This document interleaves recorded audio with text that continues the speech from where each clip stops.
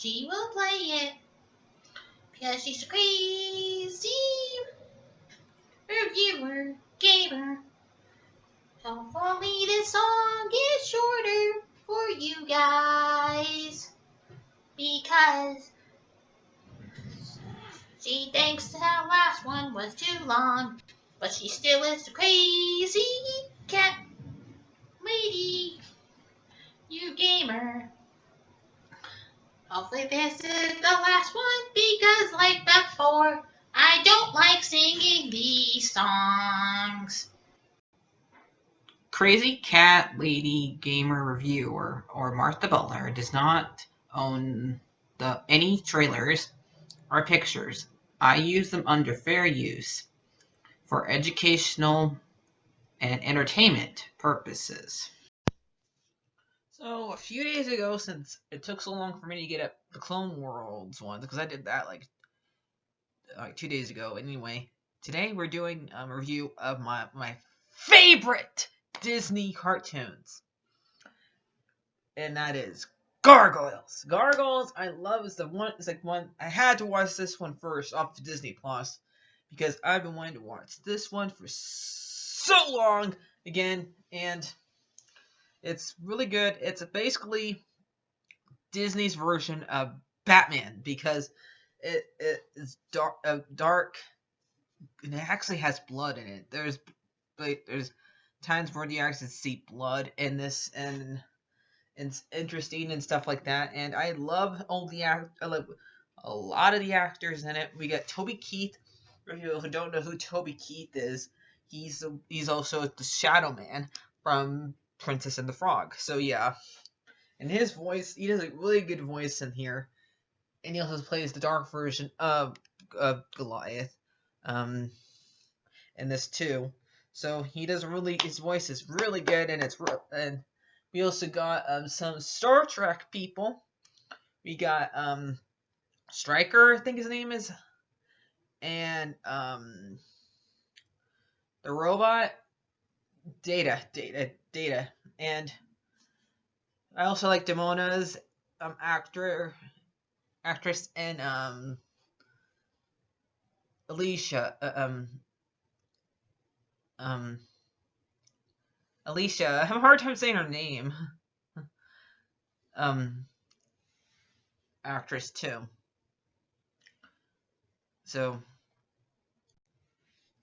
So yeah, and I just love it. And I like all the fact that all the main gargoyles are named after cities in New York. We got besides Hudson, he's named after the river, but these are either cities or streets because I never been there. I'm guessing they're cities because Lexington was a battle in the Revolutionary War, so that's why I remember his name. And Broadway, I know that's a city, and so is Brooklyn. Yep. And Bronx, yep, that one's definitely a city. We just so yep. So let's get with my top tens like I usually do. So hopefully I can keep this under 10 minutes this time. So my number 10 is the usual, The Awakening, all the parts. I always pick the first episode as my number 10 because I believe the first episode should be on your top 10 because without the first episode, you would not have a show because usually the pilot is the one that usually starts us and gets you interested and hooks you into the show, hopefully. And yep, this is the first time we get to see everybody, and yeah. You wanna know who my favorite character is in this show? It's Demona. So yeah. So I love that. That's part you get to see like how they came to New York, Manhattan, and how Alicia meets them. Sorry if I say her name wrong. I'm really sorry. And how Xanatos comes to somewhat own them because he's the one that got them there. And I love Xanatos, him and his dumb ponytail. He's funny. So yeah, I don't know if I have that episode where he says this, but one of my favorite lines that he says is "Revenge is a sucker's game." I don't think that's one of my favorite episodes on here, but I love that line. So yeah, so that's and we get to see like how they get turned to stone for like for millennia, and how the Vikings are the ones who destroyed their clan, and basically, yeah, that this took place in Scotland at first, and yeah, and we learn about main gargoyles and stuff like that. So, yep, and how they learn that Xanatos cannot be trusted. Don't you ever trust anybody that has the toast and their last name, because he's too buttery. So yeah. So yeah, and I like how like he makes a lot of robots that look like Goliath. So yeah. So my number 9 is Ray Awakening, and that one has to do with the first episode we get to see of Coldstone, which is Goliath's brother. And so yeah. And it's like one of the things that Xanatos and Demona do to mess with Goliath's mind. So yeah, and you feel sorry for Coldstone because he has like, well, we find out later on that he has just 3 minds put into him because it took 3 gargoyles to make him. So yeah, and so that's my number 9. My number 8 is an episode that pretty much almost got taken off the air or a little while because it has to do with gun control, deadly force. So, Broadway's been watching a gun movie about like detective work and where there's a lot of guns in there, and he goes over to see Alicia, and he's playing with his gun, and what happens when an amateur person's playing with a gun?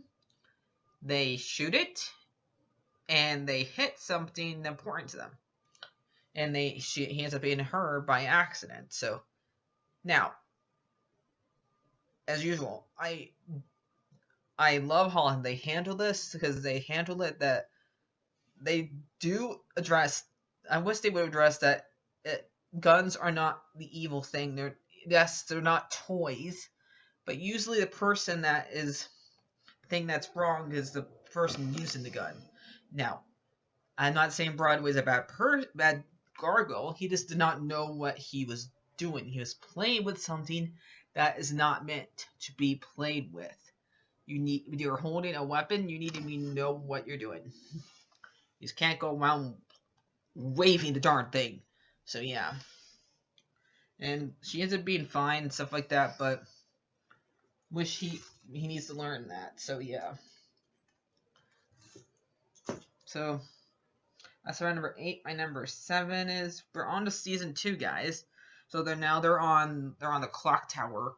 So yeah. So, leader of the pack.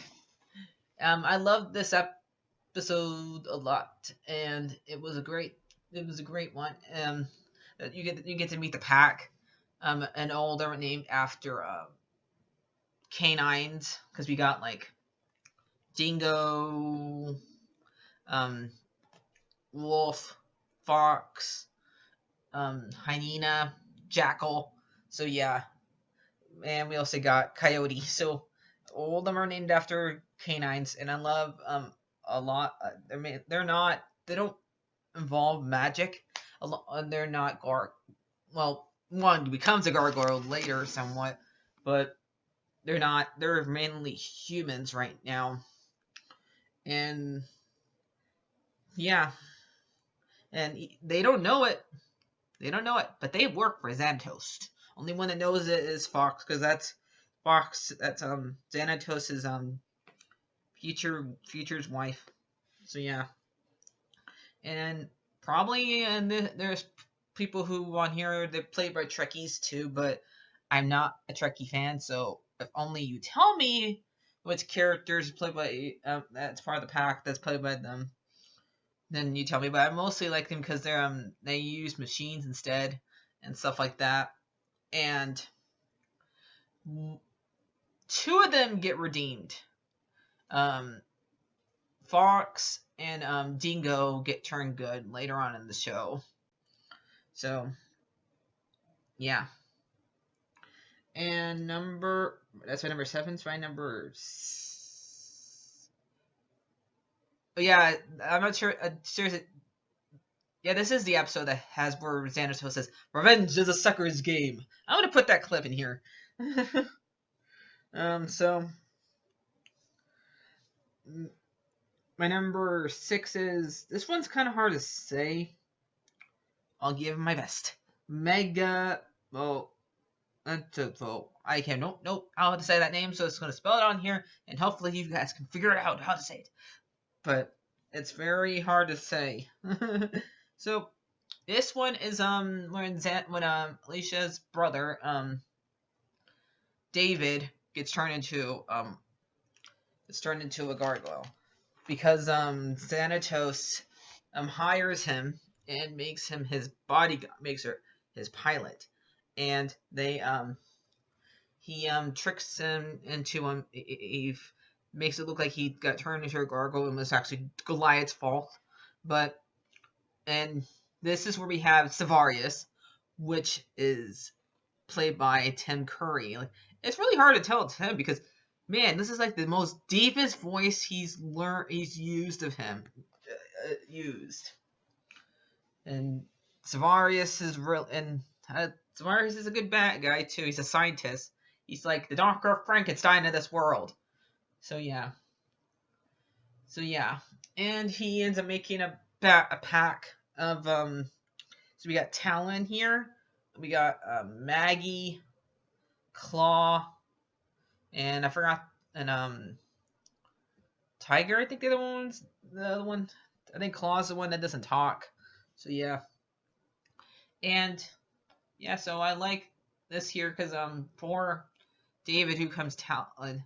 I forgot his name, so let's going to call him Talon. David's Xanatos. I don't know why I'm calling him David. So yeah, I mostly just come to call him Talon, but yep, I like this episode because it's the first time we get to see Savarius. So yeah. So now number 5 is when we get to see Puck. So people don't know who Puck is, go read Midnight Summer's Dream, which is a Shakespeare play. Yep, in this one they use a lot of Shakespeare characters and stuff like that. And Puck, I would say, is my favorite one to use, even though they don't use him that much. But this one, Puck is summoned by Demona. And Demona, she's asking, he wants her to get rid of the humans like she usually does. And she ends up turning turning all the humans into gargoyles. Then after that, he turns all the humans into people. Then after that, he basically plays around Demona and turns her when daylight happens, she turns into a human herself. That kind of really messes her up, though, that she has to deal with being a human every single day. So yeah. So, and I like who plays Puck here, Data. Even though I'm not a Trekkie here, but I do love Puck here. So yeah, and even though I'm not understand him half the time, but I love how he speaks in riddles a lot. So yeah. So my number 5. My number 4 is City of Stones. So when Demona turns all the people into stones, then we get to learn her backstory to what she was doing the time where Goliath and the others were turned to stone, what she was doing during this time, and how she gets mixed up with Macbeth, and she ends up having, and how they become friends, how they become enemies, stuff like that, and she ends up after after Xanatos and Leisha and Goliath get the people back into being human, back stop being turned to stone during nighttime. So by turning the sky on fire, they make her say alone, and that's the password is in order to stop the bomb. So yeah, and they the witches on here are like the weird sisters. They make the three witches of the backstory young. So yeah, and those three are weird. They got the name is right. So yeah, and yeah, so and we also get to learn about the hunter. And these we have like three different versions of the hunter. We have the one that she gets all scratched up him, and then we have the king that was in the other king that's in Macbeth. I forgot his name. And his son. He also becomes a hunter. So yeah, the bad guy and Macbeth. It's been a while since I've read that book, so and I probably didn't understand it anyway. So yeah. That's my number 4. So my number 3 is when we get to go to. Oh no, my number 3 is the Gathering. So this is when we get to meet the other I forgot his name, but the leader of all the fairy tale creatures. Even doesn't make sense to me though, because even he's even the leader over Odin, which is you know who Odin is. He's supposed to be the leader of stuff, but yeah, and it's like all the like all the gods and stuff like that go gathering. And Puck decides to say, "No, I'm not gonna go." And we find out that when he goes and look where the leader god, I'm just gonna call him the leader of the fairy tales, he goes looking for Puck. He ends up finding out that his grandson is Xanatos' son, Alex.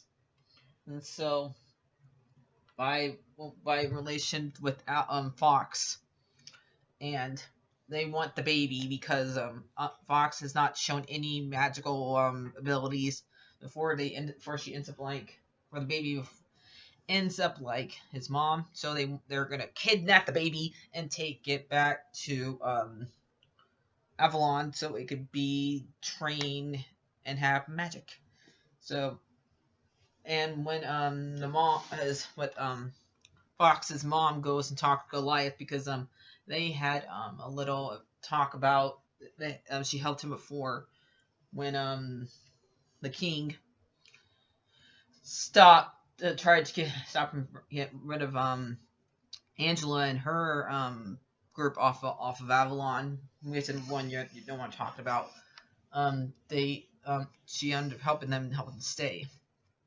So she thought that Goliath owed her. Like she said, "I'm not gonna help you kidnap a baby." So Goliath instead goes and helps Xanatos, even though Xanatos has done a lot of bad things.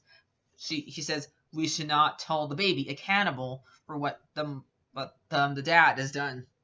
So yeah, so he helps keep the baby there and stuff like that. But we find out later on that Owen, Xanatos' butler, art drawers, everything is Puck this whole entire time. Even though it's a little bit confusing, I always found this part confusing because Puck was trapped in a mirror during that episode and chained up. So was he chained up all the times before that, or was he always Owen? What? Okay, so yeah. But I was like, this part's kind of cool, and he ends up being the one who ends up teaching Alex, and that's his only purpose from now on, is to teach Alex. He cannot use a magic for anything else but to teach Alex. That's his punishment that the king gives to him. And we also find out because Fox uses her powers on the king to order to stop him, and so that means the magic's in her. So that means that the baby can stay. So yeah, yeah. And my number 2 is, this one's kind of interesting because on the way back to New York, the Goliath ends up having a dream about the future when they get back there, and that Xanatos has messed it all up and stuff like that, and everybody keeps on asking him for the gate, the Phoenix Gate, and finds out, and it's crazy. It's very crazy. All those dream episodes are always crazy, and you find out at the very end was Puck. It was a crazy episode, so I had to put a crazy episode on here, even though it's pointless, really. So yeah, my number 1 is Avalon. So this is when we get to meet Angela and stuff like that, and where we get to help a lot. We help the people that help the babies get back the eggs, and yeah, so we can see that little kid again, and we get to see the princess, and we get to see the wizard, and we get to see a version of King Arthur here. And Macbeth gets to if you forgot, Macbeth gets to fight King Arthur, and like, Macbeth, you were actually a real king, but King Arthur was a legend. He kicked your ass. So yeah, and he does, even though he does not have Excalibur here or Merlin, he's able to still win. He doesn't need those two that thing and that person. He can win by himself. So, and we get to see that wizard again. That is a bad guy. A different wizard. I forgot his name. But I love this episode so much because it's really cool. I'm going to see the Weird Sisters. We get to see like a bunch of different battles happen and stuff like that. And yeah. So that's my list of, and now you know what, and this is probably my favorite TV show that Disney made. And ironic, it's not. I really wish it would come back, but I don't want it to be like how DuckTales look, because that one looks, I don't know, that style will look well with Gargoyles. So yeah. So bye bye guys. Like, favorite, and subscribe.